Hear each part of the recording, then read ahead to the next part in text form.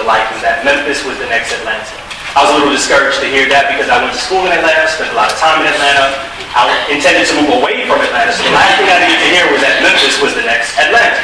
And so after spending a few days here, a couple of months here, I realized that it wasn't that people didn't think Memphis was great. It was that people undervalued Memphis. And I didn't have to be a rocket scientist to figure that out, but I realized that there was a problem that needed to be addressed. And so after a few glasses of wine, many glasses of wine, I came up with this idea of the snow globe theory. And the snow globe, as many of you know, the snow globe's been around since the beginning of time. I'm exaggerating. It's been around for a while.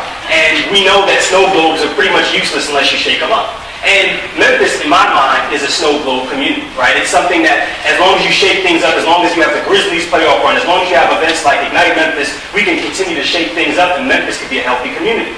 And so, a few years ago, a couple of colleagues and myself, we decided that we were going to shake things up in our own community. And we realized that Memphis could actually be the next Memphis. My wife always says Memphis is the booming metropolis. She convinced me to come to Memphis with that idea. I really thought it was a real slogan for Memphis. And I'm excited that I came because I believe it is the booming metropolis. And so a few years ago, we decided we were going to make our own community the booming metropolis of Hickory Hill. And we were going to redevelop it. And we were going to create Power Center Academy, a charter school there, in order to address the academic needs, but also the entrepreneurship needs in Hickory Hill. Businesses were leaving, families were filing for for bankruptcy, financial foreclosure, all that. So we decided we're going to crank things up, and we said, what if we created a school that wasn't just a school in terms of the brick and mortar, four-wall sense of the school, but what if we created a school that anchored in a healthy community? What if we did that in one of the worst parts of Hickory Hill? And so if you take a look at that picture, imagine this, and then multiply that times 394, put it over 43 acres, and we decided we were going to take over this and create the microcosm of a healthy community with the school being the anchor. And so today it looks like this, and we're actually redeveloping, and we'll break ground in the spring, and we're going to create something that I like to call a Gestalt community. Now, Gestalt is usually used in psychology and other forms and other modes, but for the most part, it's something that can't be defined by the sum of its parts. So, or in other words, a unified whole that is greater than the sum of its parts. So what does that mean? It's not just a recreation center plus a school equals a healthy community, but it's the relationship that exists between the two. And so we have to really get the mode of thinking out of our mind in terms of how we grew up. We grew up realizing that, or knowing that 1 + 1 is 2. But the reality is in the Gestalt community, 1 + 1 is not 2.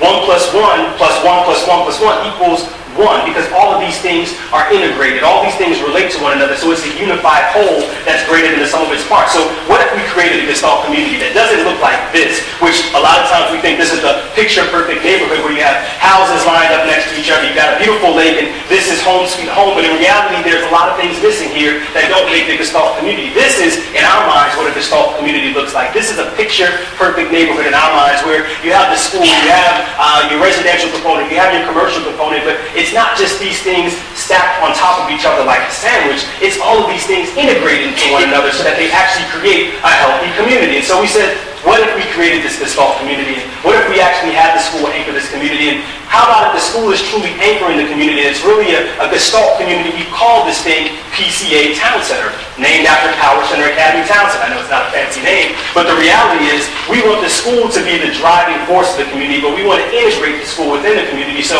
of course, Power Center Academy would exist in this healthy community, but not only would Power Center Academy exist here, what if, instead of creating an auditorium inside of a school building and spending a lot of dollars that only the scholars could use, what if we created a performing arts center that the entire community could use?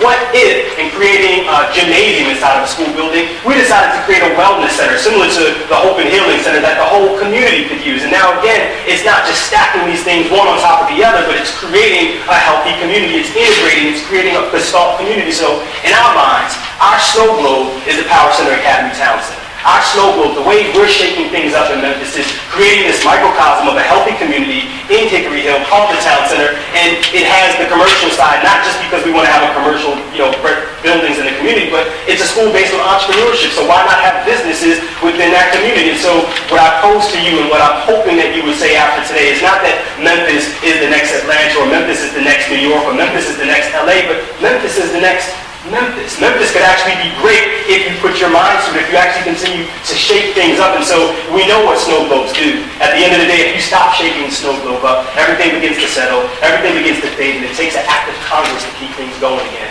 Or ignite Memphis. Thank you.